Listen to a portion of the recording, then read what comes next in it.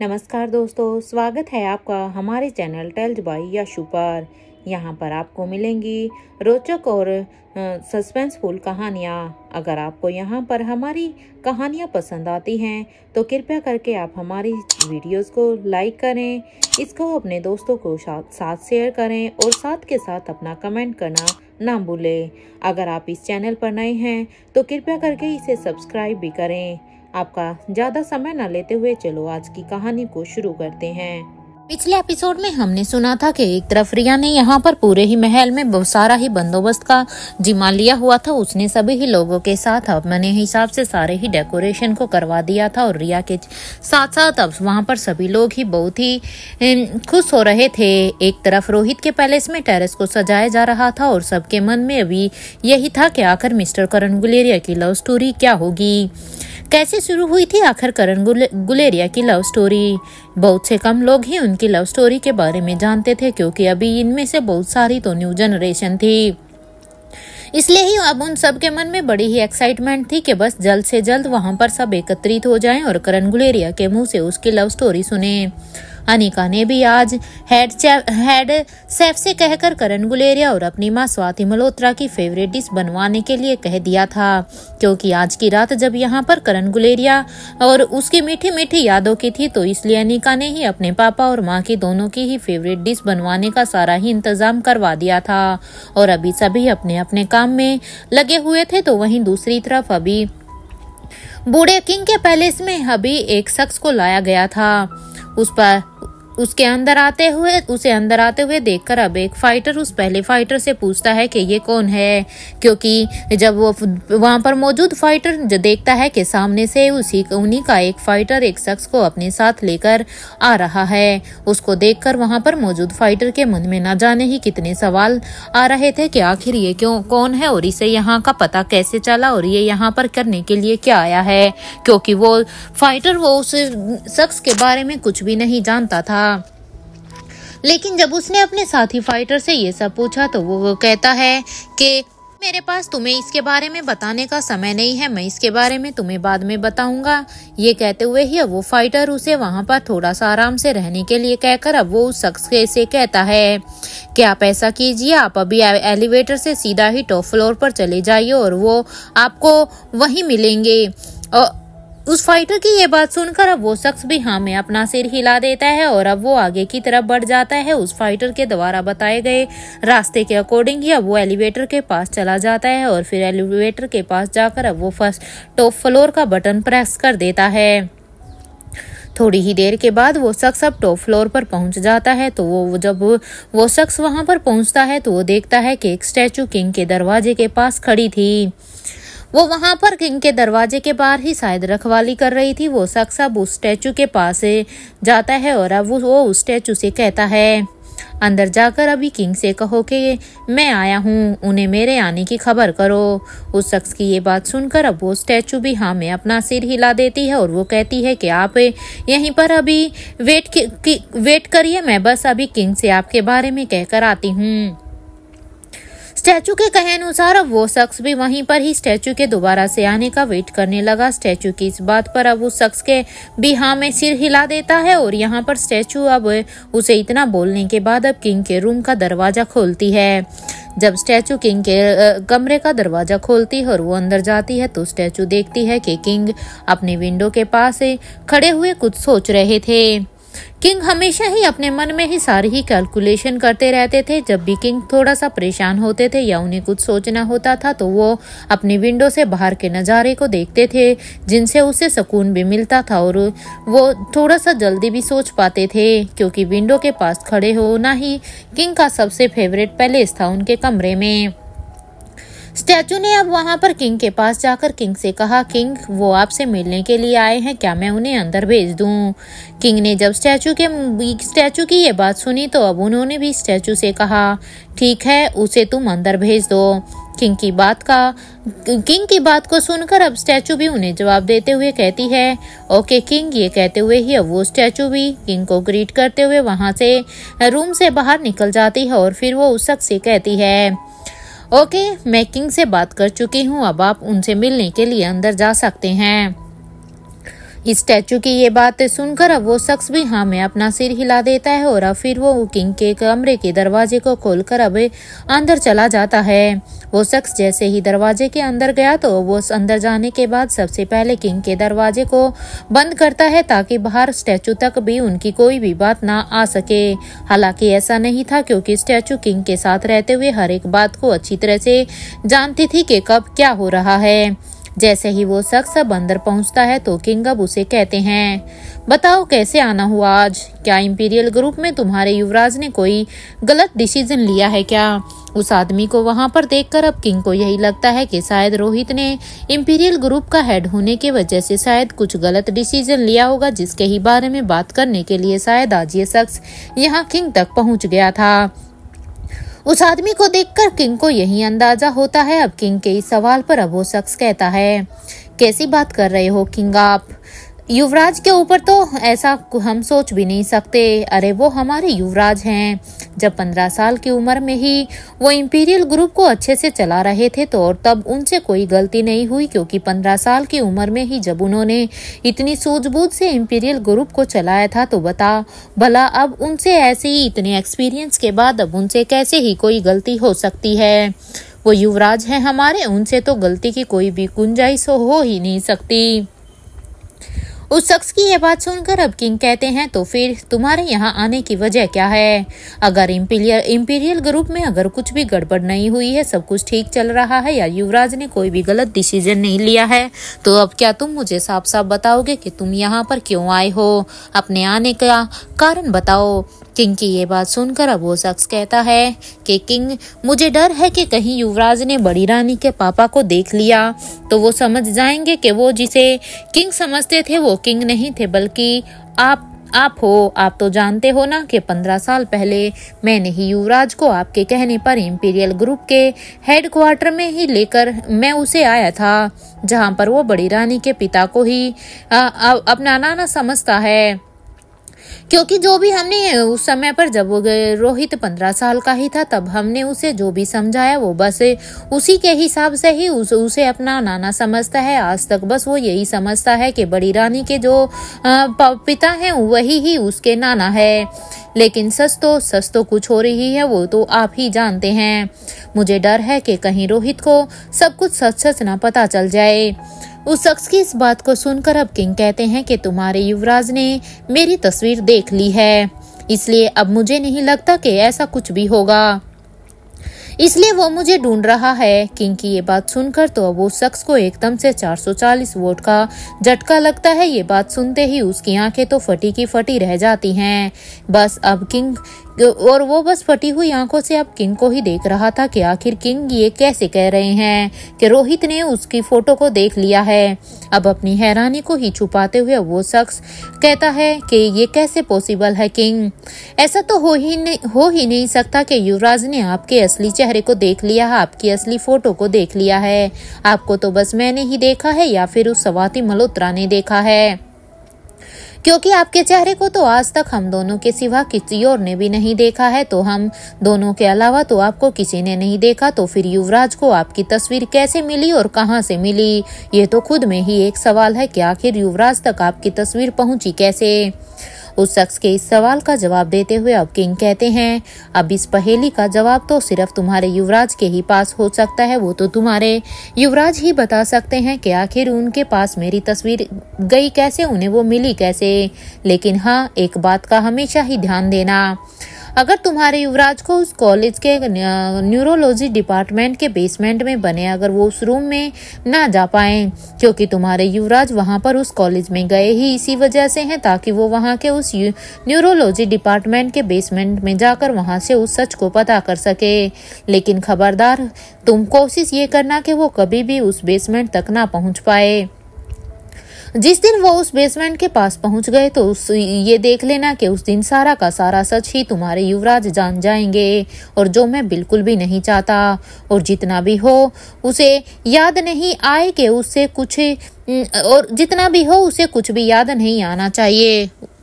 अगर वो वहां पर उस बेसमेंट में पहुंच गया तो डेफिनेटली उसे वो सब कुछ याद आ जाएगा कि आखिर उसके साथ क्या हुआ था, आखिर कब मैंने उसे फाइटिंग टेक्निक सिखाई थी, क्योंकि उसे ये भी याद आ जाएगा कि मैंने ही खुद युवराज को फाइटिंग सिखाई थी, जबकि अब उस बात को वो अभी भूला हुआ है। और उसे ये भी याद आ जाएगा कि कैसे स्वाति मल्होत्रा की बेटी उसके बच्चों की माँ बनी थी। वो जो बात वो भी कुछ भी नहीं जानता है, उसे वो सारी ही बातें याद आ जाएंगी। उसे ये भी याद आ जाएगा कि क्यों मैंने उस वक्त उसकी माँ की मदद नहीं की थी, जब वो अपनी ही माँ के इलाज के लिए मदद मांग रही थी। यानी कि जब आयशा अपनी माँ को ठीक करने के लिए मदद मांग रही थी, तब मैंने अपनी ही बेटी की मदद नहीं की थी। मैं जानता हूँ कि जैसे ही तुम्हारे युवराज मेरे सामने आएंगे तो वो अपने सारे ही सवालों को मुझसे पूछेंगे, क्योंकि इतना तो मुझे भी पूरा यकीन है कि तुम्हारे युवराज के अंदर मुझे लेकर न जाने कितने ही सवाल हैं, कितने ही सवालों की गुत्थियां हैं जो सिर्फ उनकी मुझसे ही मिलकर या मेरे से बात करके ही उसकी गुत्थियां सुलझ सकती हैं। और अगर वो मेरे तक पहुंच गए या वो उस डिपार्टमेंट के बेसमेंट तक पहुंच गए तो उसके सारे ही सवाल उसे मिल जाएंगे, उनके जवाब मिल जाएंगे। किंग की ये बात सुनकर अब वो शख्स कहता है कि लेकिन किंग, कभी ना कभी तो आपको युवराज के सामने जाना ही होगा। ऐसा तो नहीं है, क्योंकि कभी ना कभी तो लाइफ में आपको युवराज को देखना होगा और युवराज को भी आपको देखना होगा। आप दोनों को एक दूसरे का सामना करना होगा। आखिर कब तक आप ऐसे ही छिप कर रह सकते हैं? कब तक आप युवराज से खुद को बचा सकते हैं? कभी तो वो दिन आएगा जब आप दोनों आमने सामने होंगे और युवराज अपने हर एक सवाल को आपसे पूछेगा। उस शख्स की ये बात सुनकर अब किंग कहते हैं, मैं जरूर मिलना चाहूंगा उससे, क्योंकि मैं भी चाहता हूं कि मैं अपने युवराज से एक बार मिलूं। लेकिन पहले मैं उसे इस लायक तो बना दूं कि वो दुश्मनों से टक्कर ले सके। जब तक मैं युवराज को इस लायक नहीं बना सकता, तब तक मैं युवराज के सामने नहीं जा सकता। क्योंकि अगर मैं युवराज के सामने गया तो न जाने कितने ही ऐसे खुलासे हैं जो मुझे करने पड़ेंगे और जो अभी मैं करना नहीं चाहता, क्योंकि जब तक युवराज पूरी तरह से अपने दुश्मनों से टक्कर लेने के लिए तैयार नहीं हो जाता, तब तक मैं नहीं चाहता कि उसके सामने हर एक राज खुले, उसके नए नए दुश्मनों के बारे में उसको पता चले। इसलिए वो अभी तक जितना ही जानता है या जितनी ही टेक्निक्स उसे आती है, उसी के हिसाब से वो जितना जानता है उसके लिए वो अभी उतना ही पर्याप्त है। मैं भी उसी दिन का ही इंतजार कर रहा हूँ कि कब वो इस लायक बने और फिर मैं उसे हर एक चीज बताऊं। किंग की ये बात सुनकर अब वो शख्स कहता है, किंग क्रिस्टोफर को अभी तक होश नहीं आया है। वो अभी भी अपनी उसी ही अवस्था में है, वो अभी भी एक जिंदा लाश की तरह ही पड़ा हुआ है। और अगर उसे होश भी आ जाएगा तो किंग उसे कुछ भी याद नहीं रहेगा, क्योंकि उसकी हालत इतनी क्रिटिकल है कि इतने समय से तो वो ऐसे ही पड़ा हुआ है। लेकिन उसको देखकर मुझे भी लगता है कि अगर उसे कभी होश भी आया तो उसे पीछे का कुछ भी याद नहीं मिलेगा। वो अपनी सारी ही मेमोरी, अपनी सारी ही याददाश्त खो चुका होगा। उस शख्स की ये बात सुनकर अब किंग कहते हैं, लगता है काफी वक्त से उस पर नजर बनाए हुए हो तुम। हाँ, कुछ ज्यादा ही इंफॉर्मेशन इकट्ठी की हुई है तुमने उसके बारे में। अब किंग ये बात कहते हुए अब किंग फिर से अपनी बात को आगे बढ़ाते हुए कहते हैं, लेकिन हाँ, याद रहे तुम कोई भी एक्शन मत लेना। उन लोगों को तुम्हारे ऊपर बिल्कुल भी शक नहीं होना चाहिए कि तुम किसके आदमी हो और तुम वहां पर क्या कर रहे हो। तुम्हें बस उन्हीं का ही आदमी बनकर उन्हीं के साथ ही मिलकर रहना है। किंग की ये बात सुनकर अब वो शख्स भी हाँ में अपना सिर हिलाता है और कहता है, डोंट वरी किंग, इतने सालों में जब उन्हें कुछ भी पता नहीं चला है तो आप चिंता मत कीजिए, आगे भी उन्हें कुछ भी पता नहीं चलेगा। क्योंकि अब तो मुझे और भी पूरा विश्वास है कि अब तो युवराज भी मेरे ही साथ हैं। अब अपनी बात को आगे बढ़ाते हुए वो शख्स फिर से कहता है कि आपको मरा हुआ समझकर उन लोगों ने बड़ी रानी के पिता को ही आपकी जगह दे दी थी, क्योंकि जब उन लोगों को ये पता चला था कि आप मर चुके हैं तो उन लोगों ने बड़ी रानी के पिता को ही किंग के रूप में सबको समझा दिया था कि आप ही किंग है। उन्होंने आपकी ही जगह उसके पिता को दे दी थी, लेकिन आपने भी बड़ी चालाकी से ही उसकी आवाज ही छीन ली थी, ताकि वो किंग के रूप में आकर वो कुछ भी ऐसा वैसा ना करें, और मुझे उसकी आवाज बना दिया था। इसलिए तो खुद उनका बेटा ये समझ ही नहीं पाया कि आखिर ऐसा क्यों हुआ होगा और वो क्या हो गया था, क्योंकि उसके बेटे को भी आज तक यही लग रहा है कि वो किंग का बेटा है, किंग के, और उसे अपने बाप के ऊपर ये भी शक है कि उसके पता नहीं फिर कितने ही बच्चे हैं। उसके पिता को उन्होंने उसके पिता को किसी और ने ही किंग बना दिया है। ये सच तो सिर्फ आप ही जानते हैं। किसने उन्हें किंग बनाया, कैसे वो सारी ही साजिशें हुई थी, वो सब तो आप ही जानते हैं। आपके दुश्मनों को तो लग रहा था कि इंपीरियल ग्रुप अब उनके हिसाब से ही चलेगा, क्योंकि जब उन लोगों को पता चला कि आपकी मृत्यु हो चुकी है, स्वाति मल्होत्रा ने आपको मार दिया है, तो आपकी मृत्यु को सुनकर उन्होंने बड़ी रानी के पिता को उनका किंग के रूप में वो उसे सामने लेकर आए। वो उसे ही किंग मानने लगे थे और उन्होंने ये भी सोचा कि अब वो बड़े ही ध्यान से अब इस इंपीरियल ग्रुप को अपने हाथों में लेंगे और उसी को अपने हिसाब से चलाएंगे। फिर उससे वो इस खतरनाक ऑर्गेनाइजेशन को भी ऐसे ही बढ़ावा देंगे। उनके हिसाब से ही सब कुछ चलना था, लेकिन वो शायद ये नहीं जानते थे कि हम तो बस हमारे युवराज के बड़े होने का ही इंतजार कर रहे थे, क्योंकि जब तक उन्होंने इंपीरियल ग्रुप पर जितना राज करना चाहा उन्होंने कर लिया। जितने ही उन्होंने अच्छे बुरे जो भी काम करने थे इंपीरियल ग्रुप के सहारे उन्होंने कर लिए। इंपीरियल ग्रुप से कितने ही पैसे उनके ऑर्गेनाइजेशन के लिए जाते थे, जिनसे ना जाने कितने ही लोगों का बहुत ही बुरा हुआ था, वो भी उन्होंने कर लिया। लेकिन उस समय हम इसीलिए ही चुप थे ताकि बस कब हमारा युवराज बड़ा होए और वो कब वो सब संभाल लें, क्योंकि अगर उस समय आप उनके सामने आते या उस इंपीरियल ग्रुप को अगर आप चलाते तो फिर दुनिया में सबको ये शक हो जाता कि आप मरे नहीं हैं। लेकिन हमारा काम तो उस समय अच्छे से निकल ही गया। कब वो इस ग्रुप को संभालेंगे। और हाँ, उस शख्स की ये बात सुनकर अब किंग कहते हैं, अरे बस करो, अब चुप ही हो जाओ कि आज सारे ही पन्ने आज ही खोल दो के क्या। और हाँ, ये सोचो कि तुम्हारे युवराज को कैसे उलझाना है, क्योंकि पीछे की बातों को अभी तुम सोचो। पीछे हमने जो भी किया वो बहुत ही अच्छे से किया है और ध्यान रहे आगे भी हमें इतने अच्छे से ही करना है। लेकिन तुम्हें सबसे बड़ा ध्यान इस बात पर देना है कि तुम्हें ये सोचना है कि तुमने युवराज को कैसे उलझा कर रखना है कि वो मुझ तक कभी भी ना आ पाए जब तक मैं ना चाहूँ। किंग की ये बात सुनकर अब वो शख्स कहता है कि ये आप मुझ पर छोड़ दीजिए युवराज, मैं उसको कभी भी आप तक पहुंचने ही नहीं दूंगा। उसको कैसे उलझाना है, क्या काम करना है, वो बस आप मेरे ऊपर ही छोड़ दीजिए। आपको ध्यान दीजिए तो बस उस युवराज की पत्नी के ऊपर, क्योंकि वो सच में बहुत ही चालाक है।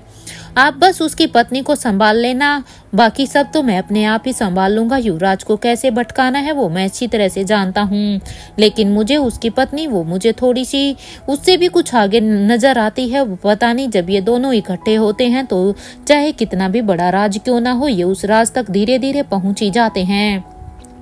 इन दोनों में पता नहीं ऐसी क्या बात है, जब युवराज और उसकी पत्नी दोनों एक साथ होते हैं तो चाहे कितने भी सालों पुराने राज क्यों ना दफन हो रखे हो, ये दोनों उन कड़ियों को जोड़ जोड़ कर उन तक पहुंच ही जाते हैं। इसलिए मैं युवराज को संभालता हूँ और आप उसकी पत्नी पर ध्यान दो। उस शख्स की ये बात सुनकर अब किंग कहते हैं, तुम उसकी चिंता मत करो, वो सब तुम मेरे ऊपर छोड़ दो। मैं स्वाति मल्होत्रा की बेटी को अच्छे से ही संभाल लूंगा। और वैसे भी जब तक उसे उसके सारे ही सवालों के जवाब नहीं मिल जाते, वो अपना मुंह किसी के भी सामने नहीं खोलेगी। मुझे उसके बारे में पता है, क्योंकि वो अभी के लिए उसके मन में अभी भी बहुत सारे ही सवाल हैं। जिस तरह से युवराज बहुत सारे सवालों के जवाब जानना चाहता है, उसी तरह वो भी बहुत सारे सवालों के जवाब जानना चाहती है। और उसे ये भी पता है कि उन सब के सवालों के जवाब सिर्फ मैं ही दे सकता हूँ। इसलिए जब तक मैं नहीं चाहता मैं उसके सवालों का जवाब नहीं दूंगा, और जब तक मैं जवाब नहीं दूंगा तब तक वो भी अपना मुंह नहीं खोलेगी। इवन वो तो खुद युवराज को भी नहीं बताएगी कि मैं जिंदा हूँ। किंग की ये बात सुनकर अब वो शख्स कहता है कि किंग, क्या आपको पता चला है कि आखिर उस रात हमारे युवराज अपने होटल इंटरनेशनल पैराडाइज से गौतम गुलेरिया के घर तक कैसे पहुंचे थे। अब ये शख्स वहां पर पिछली उन्हीं बातों को उठा देता है जब रोहित मारवा अनिका गुलेरिया यानी कि गौतम गुलेरिया के घर के बाहर गया था। ये उसी रात की बात कर रहा है जब अनिका और रोहित दोनों का ही मिलन हुआ था, कि कैसे उन सब के बीच में वो सब हो गया था। और उसके बारे में ना अनिका को कुछ पता था और ना ही रोहित को। इसलिए अब ये शख्स उन्हीं बातों को उठाते हुए अब किंग से कहता है, किंग क्या आपको तो याद ही है ना कि युवराज ने उस रूम में क्रिस्टोफर की बहन रश्मि के साथ क्या किया था। अब ये शख्स किंग को उन्हीं बातों को याद दिलाता है कि जब रश्मि ने बड़ी चालाकी से रोहित के साथ कुछ भी गलत करने की सोची थी। रश्मि ने बड़ा ही अच्छा प्लान बनाया हुआ था, लेकिन रोहित ने उसके साथ कुछ ऐसा कर दिया था। अब उसी सब बातों के बारे में वो बात करता है। अब वो अपनी बात को आगे बढ़ाते हुए कहता है कि मैं तो उस समय डर ही गया था कि कहीं वो उस रात युवराज के वार से बच भी पाएगी या नहीं। उस शख्स की ये बात सुनकर अब किंग कहते हैं, अब बस भी कर, अब कितने ही राज खोलोगे। और वैसे भी वो रश्मि ही खुद को फोर्स कर रही थी रोहित के ऊपर आने के लिए।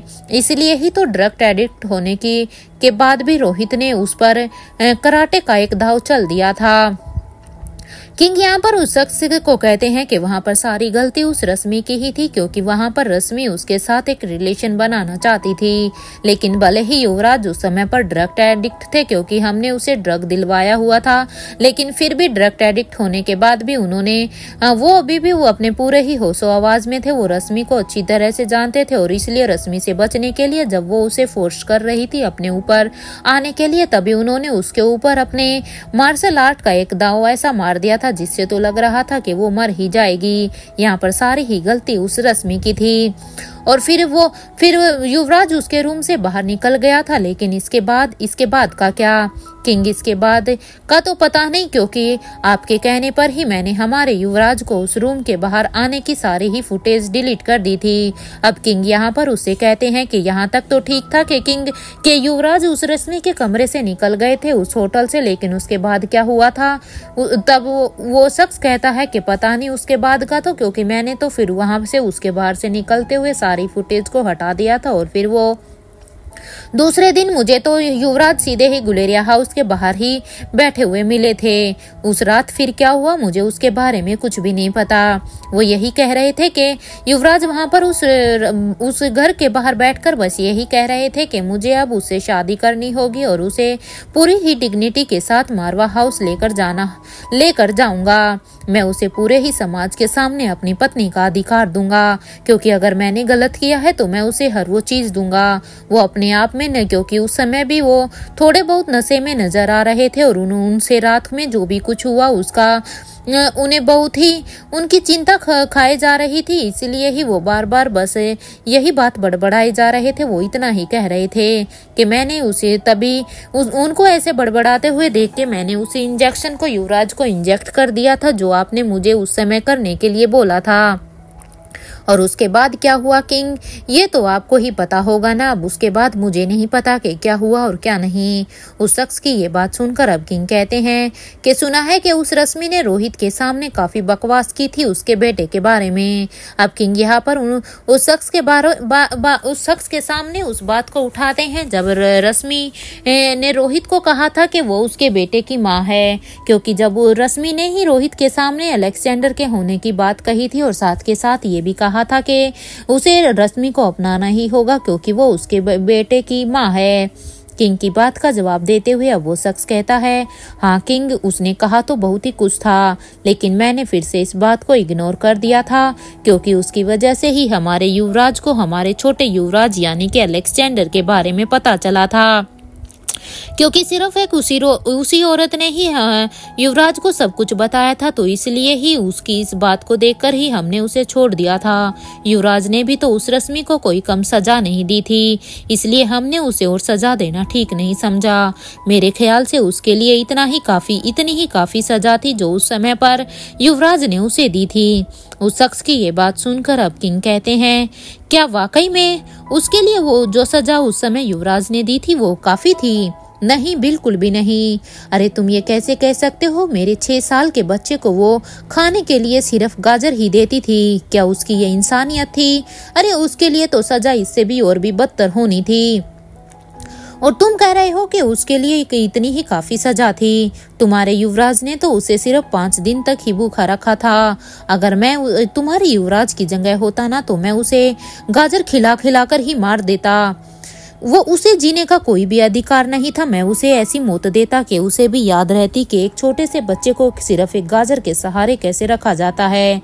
किंग की ये बात सुनकर अब वो शख्स एक पल के लिए तो हिल जाता है, लेकिन फिर वो अपने आप को संभालते हुए कहता है, किंग यहाँ आने के बाद उस रश्मि की मौत कैसे हुई थी, क्या आप ये जानते हैं? क्योंकि ये शख्स भी उसके बारे में शायद नहीं जानता था। उस शख्स की ये बात सुनकर अब किंग एक स्माइल कर देते हैं और फिर वो उस शख्स से कहते हैं, क्या तुम्हें पता चला है किसी से कि ये लोग सर्जी किसे कहते हैं? किंग के इस सवाल पर अब वो शख्स ना में अपना सिर हिला देता है, क्योंकि ये शख्स खुद उन्हीं लोगों के साथ रह रहा था, लेकिन अभी तक उसको कुछ भी पता नहीं चला था सर्जी के बारे में, क्या कि आखिर वो कौन है। उसकी ना सुनकर अब किंग कहते हैं कि पता नहीं और कितना ही वक्त लगेगा इस सर्जी तक पहुंचने में, आखिर उस तक कैसे पहुंचेंगे कुछ भी समझ नहीं आ रहा है। किंग की ये बात सुनकर अब वो शख्स कहता है कि किंग, ये लोग कॉलेज में मुझे लगता है कुछ ना कुछ तो बड़ा करने का प्लान कर रहे हैं, क्योंकि इनकी बातों से मुझे यह आभास हुआ है। उस शख्स की ये बात सुनकर अब किंग कहते हैं, मुझे कॉलेज की टेंशन बिल्कुल भी नहीं है।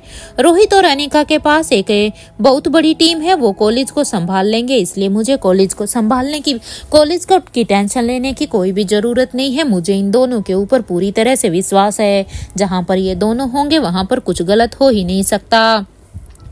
इस सिचुएशन को किंग इतना रिलैक्स होकर देख रहे थे। अब वो शख्स कहता है कि अब मुझे यहाँ से चलना चाहिए। अगर युवराज को पता चल गया ना तो उन्हें मुझ पर भी शक हो सकता है। उस शख्स की बात को सुनकर अब किंग हाँ में अपना सिर हिला देता है और फिर वो शख्स अब किंग के रूम से बाहर निकल जाता है। और अब किंग भी यही सोचते हैं कि मुझे कॉलेज में जो वायरस स्प्रेड होने वाला है उसकी टेंशन नहीं है।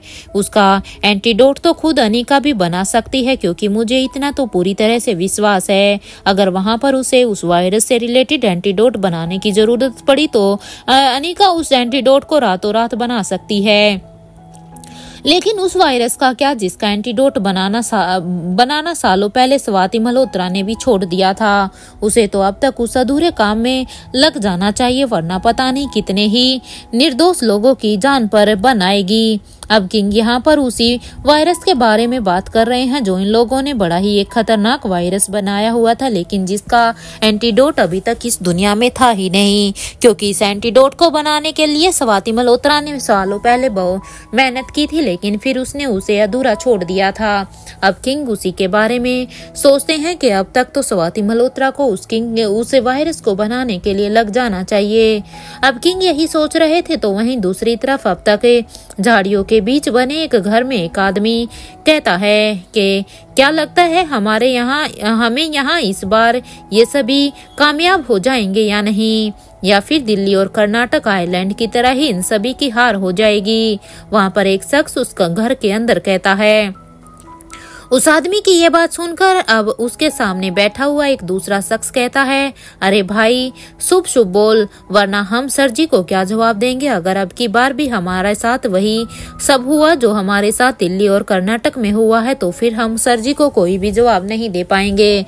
तुम्हें तो पता है ना कि सर जी ने हमें लास्ट अल्टीमेटम दे दिया था। अगर इस बार हम हार गए ना तो समझ लेना कि जो हाल उन्होंने बड़ी रानी के पिता का किया था ना, जब उन्होंने उन्हें धोखा दिया था, तो वही हाल वो हम सब के साथ भी करेंगे। इसलिए शुभ शुभ बोल अगर तुम अपनी जिंदगी जीना चाहते हो तो। उस शख्स की ये बात सुनकर फिर वो आदमी कहता है कि यार इतने साल हो गए हैं लेकिन हम में से किसी ने भी सर जी को नहीं देखा है। वो बस फोन पर ही मैसेज के जरिए ही ऑर्डर देते हैं, ना तो वो सामने आते हैं और ना ही वो फोन पर बात करते हैं। उस आदमी की ये बात सुनकर अब वो पहले वाला आदमी फिर से कहता है, यार तू मुझे एक बात बता कि तूने अपने बेटे को घर से निकाल दिया और अपने पोते को पूरी ही जिम्मेदारी दे दी थी, ऐसा क्यों किया था तुमने? उस शख्स के इस सवाल पर अब वो आदमी कहता है कि यार ये तो मुझे खुद भी याद नहीं है कि मैंने ऐसा क्यों किया था, लेकिन हाँ इतना जरूर पता है कि मेरा बेटा किसी काम का नहीं है, वो एक नाकारा है, नालायक है। इसीलिए तो मुझे शीला पर पूरा भरोसा है कि वो हमारे मकसद को जरूर पूरा करेगी। ये वो दो लोग वही हैं जो जिनसे शीला मिलने के लिए उस जंगल में एक बार आई थी। अब वो यही कहते हैं बस एक बार हमारे वो दो लोग आ जाएं, उसके बाद तो इस नए किंग से लड़ना कोई हमारे लिए भी बड़ी बात नहीं होगी। हम उसके बाद इस दुनिया पर हमारा ही राज होगा। ये कहते हुए ही वो दोनों ही लोग अब आपस में ही हंसने लग जाते हैं कि तभी वहां पर एक आदमी के फोन पर अब एक मैसेज आता है। वो दोनों जब ऐसे ही बात कर रहे थे तो तब उनमें से एक के फोन पर नोटिफिकेशन आता है। जब वो आदमी अपना फोन चेक करता है तो सामने सर जी का मैसेज आया हुआ था, जिसमें लिखा हुआ था कि ये विलेज मिशन किसी भी हाल में फेल नहीं होना चाहिए और एक प्लान बनाकर दे दिया। उसके लिए एक प्लान बनाकर दे दिया है। पूरा प्लान पढ़ने के बाद अब वो शख्स कहता है कि शीला को बुलाओ और उसे ये पूरा प्लान समझाना होगा कि अगर हम कॉलेज के मिशन में बाई चांस अगर फेल हो भी गए तो हमें पूरा ध्यान इस विलेज के मिशन पर ही देना चाहिए, क्योंकि कॉलेज का मिशन तो फिर भी कोई बात नहीं, वो हम उसकी हार बर्दाश्त हो जाएगी या वो नहीं हुआ तो भी चल जाएगा, लेकिन ये विलेज वाला मिशन बिल्कुल भी फेल नहीं होना चाहिए। उस आदमी की ये बात सुनकर अब वो आदमी कहता है कि तुम टेंशन मत लो, शीला तक ये मैसेज भिजवा दिया जाएगा कि हमने उसे याद किया है। उसे जल्द से जल्द यहाँ पर फिर हमारे इस मैसेज को पढ़कर आना ही होगा। उस आदमी की ये बात सुनकर अब वो पहले वाला आदमी भी हाँ में अपना सिर हिला देता है और फिर वो अपने फोन से फिर से एक मैसेज टाइप करता है और उसे अब शीला के नंबर पर भेज देता है। और फिर वो दोनों ही मिलकर अब कुछ सोचने लगते हैं। तो वहीं दूसरी तरफ अब तक रोहित के पैलेस में पूरा ही टेरेस अब तक सजा दिया गया था और यहाँ अनिका बिल्कुल स्वाति मल्होत्रा की ही तरह तैयार हुई थी, जैसे स्वाति मल्होत्रा कभी अपने कॉलेज के दिनों में रेडी हुआ करती थी। एक तरफ जहां आज अनिका स्वाति मल्होत्रा की तरह बिल्कुल तैयार हुई थी, वहीं रोहित मारवा भी कुछ कम नहीं लग रहे थे, क्योंकि रोहित मारवा आज करण गुलेरिया के स्टाइल में ही आज रेडी हो गए थे। अनिका और रोहित दोनों ही आज स्वाति और करण की तरह लग रहे थे। अनिका और रोहित को ऐसे देखकर, उनके ही गेस्चर में देखकर तो अब स्वाति दोनों के ही नजरें उतारती है। स्वाति के चेहरे पर उन दोनों के लिए बहुत ही खुशियां थी, कहीं उन दोनों को किसी की नजर न लगे, इसलिए वो उनकी नजर उतारती है और कहती है तुम दोनों कितने ही सुंदर लग रहे हो, तुम दोनों को कहीं मेरी ही नजर न लग जाए। स्वाति की ये बात सुनकर अब अनिका कहती है अब बताइए माँ, मैं बिल्कुल आप जैसी ही लग रही हूँ ना। अनिका की इस बात का जवाब देते हुए अब स्वाति कहती है तुम मेरी जैसी नहीं अनिका, तुम तो मेरी परछाई ही हो। ये कहते हुए ही अब स्वाति अनिका और रोहित दोनों को ही अपने गले से लगा लेती है।